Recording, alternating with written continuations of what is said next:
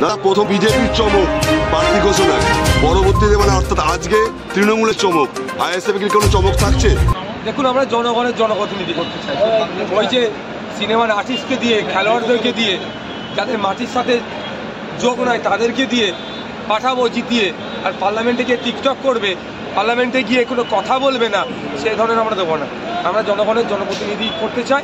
সুতরাং আমরা আমাদের সাদামাটা পার্টি, আমাদের প্রার্থীও সাদামাটা থাকবে। তবে পার্লামেন্টের মধ্যে আমরা জনগণের ভোটকে পাঠাতে পারি, কীভাবে পার্লামেন্টেরিয়ান হতে পারে, কীভাবে জনগণের কথা বলতে পারে, তারা দেখিয়ে দেবে। সংযুক্ত মোর্চা লড়ছেন না একা?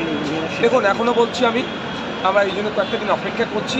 আমরা অবিজেপি তৃণমূল যারা আছেন তাদের কয়েকজনকে আমরা প্রস্তাব দিয়েছি, তারা যদি আমাদের প্রস্তাবকে গ্রহণ করে সেই জন্য আমরা অপেক্ষা আছি।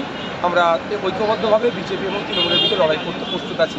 আর তা না হলে আমাদের শক্তি মতো হয়তো সব জায়গায় আমরা দিতে পারবো না, আমাদের শক্তি যেখানে আছে সেই মতো আমরা আমাদের দলের পক্ষ থেকে লড়াই করব।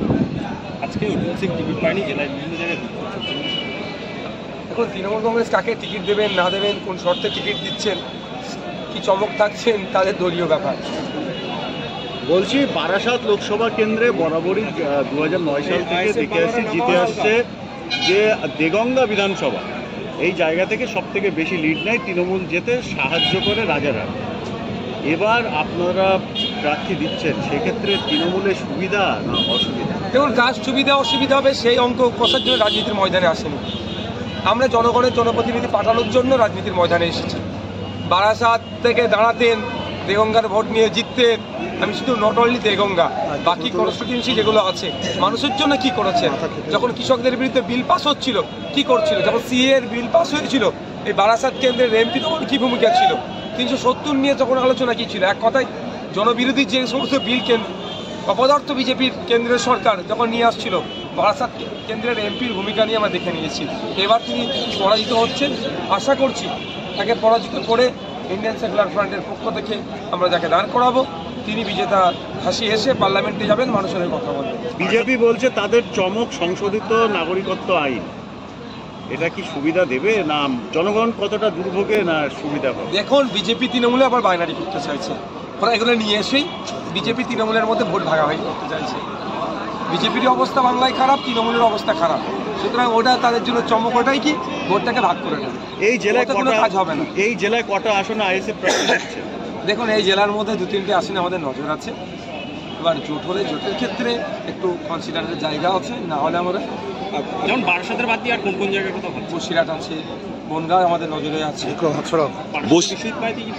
না দেখুন, আমাদের ওটা এখনো হয়নি, ওটা আমাদের দলের কনফিডেন্সিয়াল বিষয় আছে।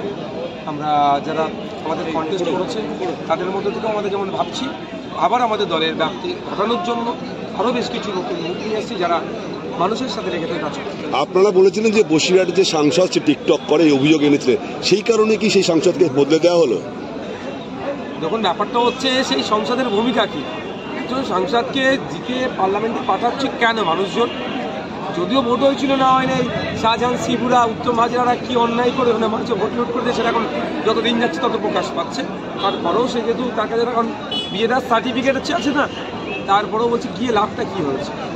এইবার যেমন নুসরাতকে দেয়নি, মিমিদিকে দেয়নি, তার পরিবর্তে এই ধরনের অখাদ্য কিছু দিয়েছে। মানে হাজী নুরুল দাঁড়িয়ে সেক্ষেত্রে লড়াইটা কতটা কঠিন হবে? তখন উনি অবশ্যই একজন সিনিয়র লিডার, তো ওনার শরীর অসুস্থ শুনছিলাম, ওনার অসুস্থ। লড়াইটা হাজী নুরুল সাহেব দ্বারা আর অভিষেক ব্যানার্জি দ্বারা, মমতা ব্যানার্জি দ্বারা, প্রত্যেকের বিরুদ্ধে আমরা সমান লড়াই লড়বো, আর প্রত্যেককে আমরা প্রতিপক্ষ হিসেবেই দেখি।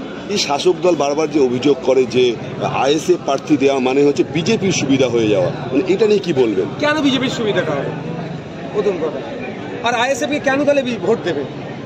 শাসক কাজ করেনি, শুধুমাত্র ভোট ব্যাংক হিসাবে দলিত, আদিবাসী, মুসলমান, মতুয়া ভোটকে